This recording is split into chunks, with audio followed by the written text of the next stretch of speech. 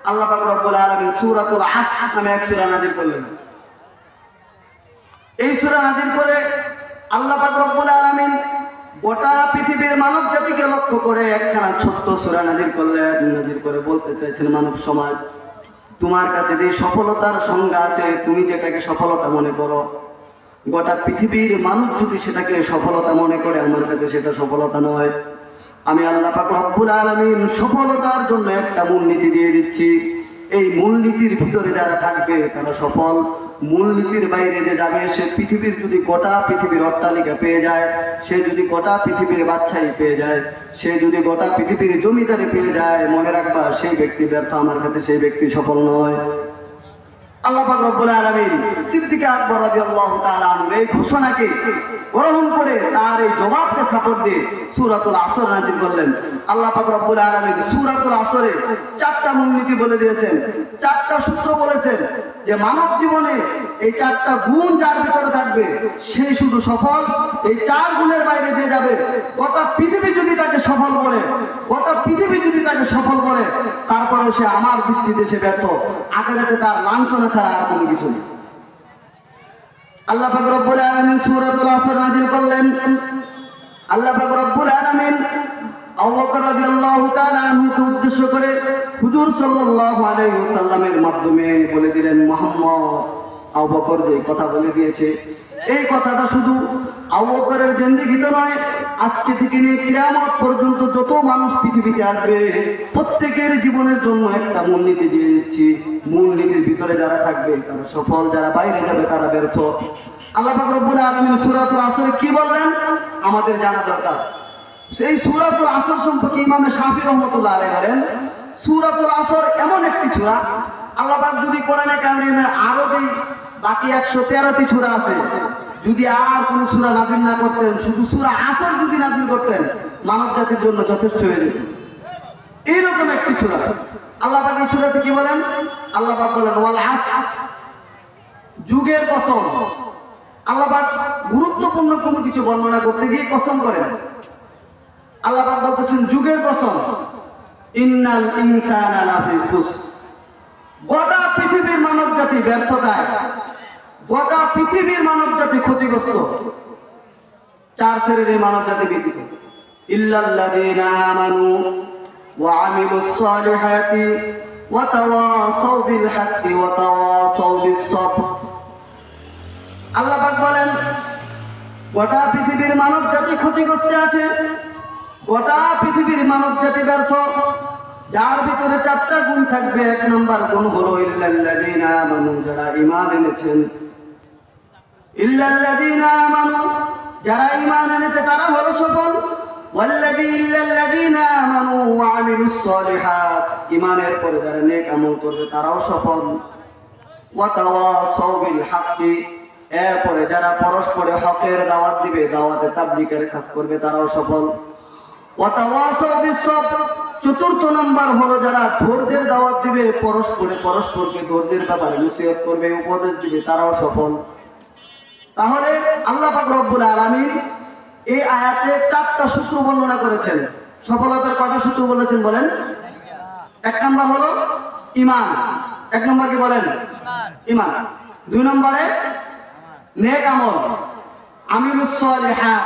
সফলতা যার ভিতরে নেক আমল পাওয়া যাবে সেই ব্যক্তি সফল।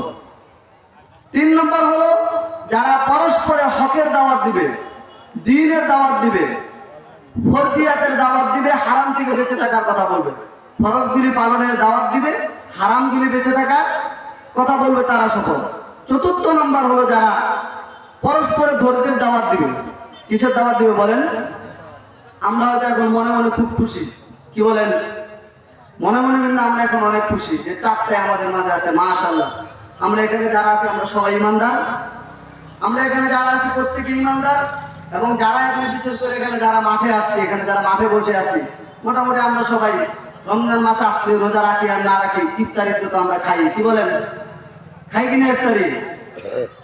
5 ওয়াক্ত নামাজ পড়ি আর না পড়ি, জুমার দিনে মসজিদে যাই, নেক আমল। অনুরূপভাবে আর কোনোদিন কোনো কিছু খাই বা না খাই, কুরবানির মাংস আসলে হিন্দুরা গরু মাংস খায় না, আমরা খাই, আমরা মুসলমান, নেক আমল। মোট কথা আমরা এখানে যারা আছি তারা হয়তো আমরা অনেক খুশি যে আল্লাহ পাক রব্বুল আলামিন এই সূরার মাঝে যে চারটা বৈশিষ্ট্যের কথা বলেছে, চারটা বৈশিষ্ট্য আমাদের মাঝে আছে। কিভাবে আছে? যে সে হয়তো বলবে যে আমি তো মুসলমান। আপনি কিভাবে মুসলমান হইলেন? যে আমার নাম মোহাম্মদ সলিমউদ্দিন। বলে একজন বলছিল বাবার কারো নাম সলিমউদ্দিন হইলে মনে বেশি নেন। বলে যে আমার নামের শুরুতে মোহাম্মদ, নামের শেষে আমার নামের শেষে হয়তো ইসলাম থাকে, নাইলে দিন থাকে, নাইলে হক থাকে। এগুলি তো মুসলমানের টাইটেল। তাহলে আমি মুসলমান, তাহলে তো আমি ইমানদার। আমি জুমার নামাজ পড়তে যাই, আমি ইমানদার। আমি 5 ওয়াক্ত নামাজে মসজিদে যাই, আমি ইমানদার। আমি কুরবানি আসলে কুরবানি করি, রমজান আসলে রোজা রাখি, আমি তো ইমানদার। আমার ভাইয়েরা, এগুলি ইমানের সংজ্ঞা নয়। আমি একটু আগে যে কথাগুলি বলতেছিলাম যে সফলতার সংজ্ঞাটা ঠিক যেভাবে পৃথিবীর কোনো মানুষের ব্যক্তিগত সংজ্ঞায় যেভাবে সফলতাকে চেনা যায় না, ঠিক তদুরূপ আপনি ইমানদার নাকি বেঈমান এই সংজ্ঞাটাও আপনার নিজের থেকে নিলে চলবে না। এই সংজ্ঞাটাও আল্লাহ তাআলার কাছ থেকেই নিতে হবে। আপনি যে ইমানদার, আপনার এই পরিচয়টা কার কাছ থেকে নিতে হবে বলেন? আল্লাহ পাক রব্বুল আলামিনের কাছ থেকে নিতে হবে। এবং শুধু তাই না, আপনি শুধু মুখে স্লোগান দিলে চলবে না যে আমি ইমানদার। শুধু মুখে স্লোগান দিলে চলবে না আপনি ইমানদার। মুসলমানের ঘরে শুধু জন্ম নিলেই মুসলমান হওয়া যায় না। যদি মুসলমানের ঘরে জন্ম নিলে মুসলমান হওয়া যেত, তাহলে নূহ আলাইহিস সালাতু ওয়াস সালামের ঘরে জন্ম নিয়ে কেনান পৃথিবীর 1 নম্বর মুসলমান থাকতেন। কারণ তার বাপ ছিল নবী। কথা বুঝেন নাই? নূহ আলাইহিস সালাতু ওয়াস সালাম নবী ছিলেন, একেবারে জলিলে কদর নবী, বড় বড় নবীদের মধ্যে একজন তিনি। যদি মুসলমানের ঘরে জন্ম নিলেই শুধু মুসলমান হয়ে যায়, তাহলে নূহ আলাইহিস সালাতু ওয়াস সালামের ছেলে কেনান নবীর ঘরে জন্ম নিয়ে গোটা পৃথিবীর নাম্বার 1 মুসলমান হইতেন। যদি মুসলমানের ঘরে জন্ম নিলে মুসলমান হওয়া যায়, তাহলে নূহ আলাইহিস সালাতু ওয়াস সালামের ছেলে কেনান মুসলমানের ঘরে জন্ম নিয়ে মুসলমান হইতে পারলেন না, বরঞ্চ পৃথিবীর নাম্বার 1 যত মুশরিক আছে তার মধ্যে সে প্রথম সারি। কেন বলেন দেখি? তার কারণ হলো সে মুসলমানের ঘরে জন্ম নিয়েছে ঠিক, কিন্তু ঈমান গ্রহণ করে নাই, ঈমানকে শিখে নাই, ঈমান কি জিনিস বুঝার চেষ্টা করে নাই, ঈমানের হাকিকত কি, ঈমানের দাবিগুলি কি কোনোদিন পালন করে নাই, বুঝার চেষ্টা করে নাই, শিখেও নেই। তাহলে আমরা যারা মুসলমানের ঘরে জন্ম নিয়েই শুধু মুসলমান মনে করতেছি, আজকে আমরা যারা এখানে আছি, এখানে যারা বসছি এবং যারা দাঁড়িয়ে আছি, পুরা এখানে যারা কথাগুলি শুনতেছে, যদি ঈমানিয়াতের বিষয়ে যদি খালি জিজ্ঞাসা করা হয়, ঈমানের ক্ষেত্রে আমাদের আমল নামে একেবারে শূন্যের কোটায়। আপনি তো বলেন না আমরা একবার পাক্কা ঈমানদার। আমি যদি এখানে যতগুলি মুসলমান আছে জিজ্ঞাসা করি যে মৌলিক কয়টি বিষয়ের উপর ঈমান আনতে হবে, এখানে আমার জানা মতে এখানে যারা আছেন, এখানে প্রায় প্যান্ডেল না শুধু আমাদের প্যান্ডেলের ভিতরে ছাড়াও বাইরে যারা আছেন, আমাদের গ্রামে যারা আছেন, আমার বাসায় সন্ন্যাসী পাড়া, এই সন্ন্যাসী পাড়া কাঠপাড়া জম্বিটা যতজন ঈমানদার আছেন, কালকে গিয়ে আপনি আপনার পরিবারে জরিপ চালান, আপনি আপনার মসজিদে জরিপ চালান, যারা মসজিদেও নামাজ পড়ার জন্য আসছে তাদেরকেও যদি জিজ্ঞাসা করেন আপনি ঈমান বলতে কি বুঝেন, ঈমানের হাকিকত সম্পর্কে আপনার কি ধারণা আছে, আপনি বলেন। আল্লাহ পাক রব্বুল আলামিন কোরআনে কারীমে বলেন আহাসিবান নাস আইয়াকুলু আমান্না ওয়া হুম লা ইফতানুন, আহাসিবান নাস আইয়াকুলু আমান্না, আহাসিবান নাস আইয়ুতরুকা আইয়াকুলু আমান্না ওয়া হুম লা ইফতানুন। মানুষ কি মনে করে যে সে খালি মুখ দিয়ে বলবে যে আমি ঈমান আনছি আর তাকে ছেড়ে দেব, তাকে কোনো ধরনের পরীক্ষা করা হবে না, জাস্টিফাই করা হবে না যে ঈমান কাকে বলে, ঈমান বলতে তুমি কি বুঝো? অথচ আপনি সমাজে যদি কালকে জাস্টিফাই করেন যে ঈমানের দাবিগুলি কি কি বলেন তো দেখি।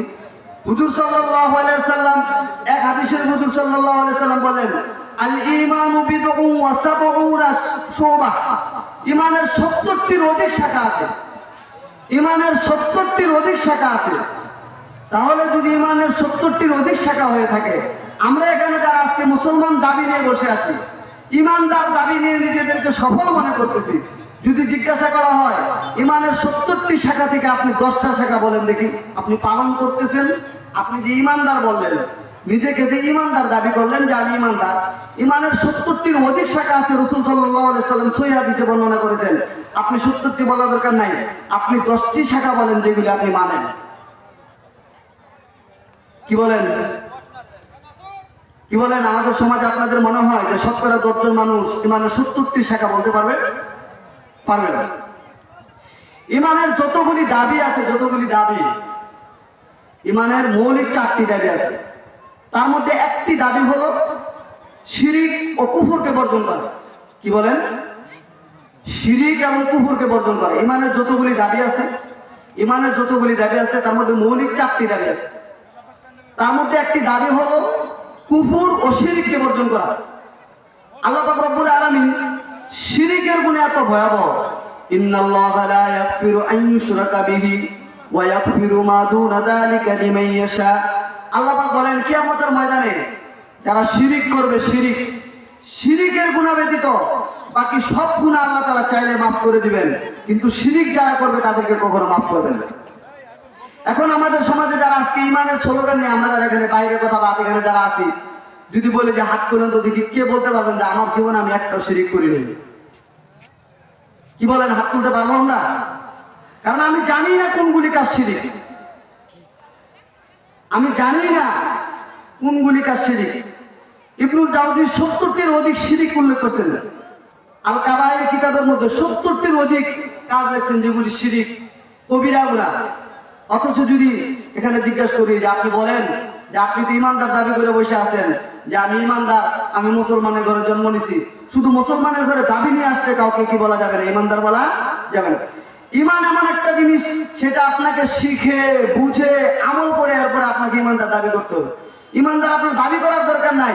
আপনি যদি ইমানের উপর চলেন, আপনি যদি ইমান বুঝেন, ইমানের হাকিকত বুঝে যদি আমল করেন, তাহলে অটোমেটিকলি কিয়ামতের ময়দানে আপনি ইমানের কাতারে দাঁড়িয়ে যাবেন।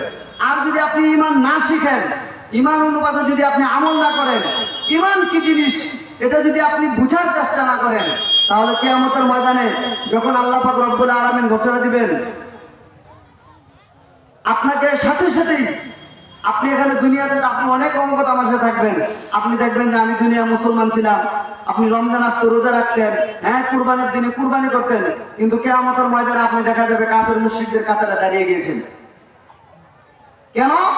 যে আপনি ঠিকই মসজিদে গিয়ে আপনি নামাজ পড়তেন, কিন্তু আপনি এদিকে শিরিক করে বসেছিলেন। আপনি জানেনই না যে আমার শিরিক হয়ে গেছে, আমি ইমান থেকে বের হয়ে গিয়েছি, আমার এটা জানাই ছিল না।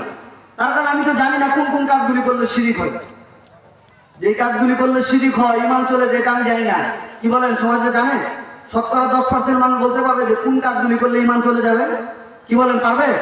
যদি না পারে তাহলে দেখা যাবে আপনার আমার জীবনে 1000 বার ইমান গেছে আসছে, 1000 বার ইমান চলে গেছে, আমি জানি না। কিয়ামতের ময়দানে গিয়ে আমি কাফেরের কাতারে দাঁড়িয়ে থাকবো, মুশরিকের কাতারে দাঁড়িয়ে থাকবো। কেন? যে দুনিয়া থেকে আমার থেকে ইমান চলে গেছে, আমি জানি না। আল্লাহ পাক রব্বুল আলামিন নেক আমলগুলি করার জন্য ঈমানকে শর্ত করছেন।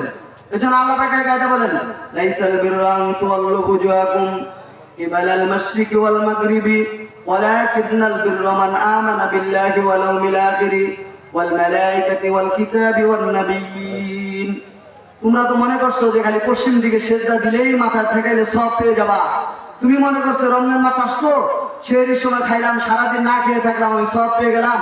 তুমি কি মনে করছো যে কুরবানি আসলো আর তুমি গরু একটা সোয়াই দিয়ে জবে করে দিলে তুমি সওয়াব পেয়ে যাবা? এমনটা কখনো না। লাইসাল বিররা আন তুওয়াল্লু বুজুহাকুম কিবালাল মাশরিকি ওয়াল মাগরিব। তুমি পশ্চিম দিকে সিজদা দাও আর পূর্ব দিকে সিজদা দাও, কোনো কিছু করা নেই, এখানে সওয়াবের কিছু নাই। সওয়াব তো তুমি তখনই পাবা যখন তোমার ভিতরে ঈমান থাকবে। যখন কি থাকবে বলেন? ভিতরে ঈমান থাকবে।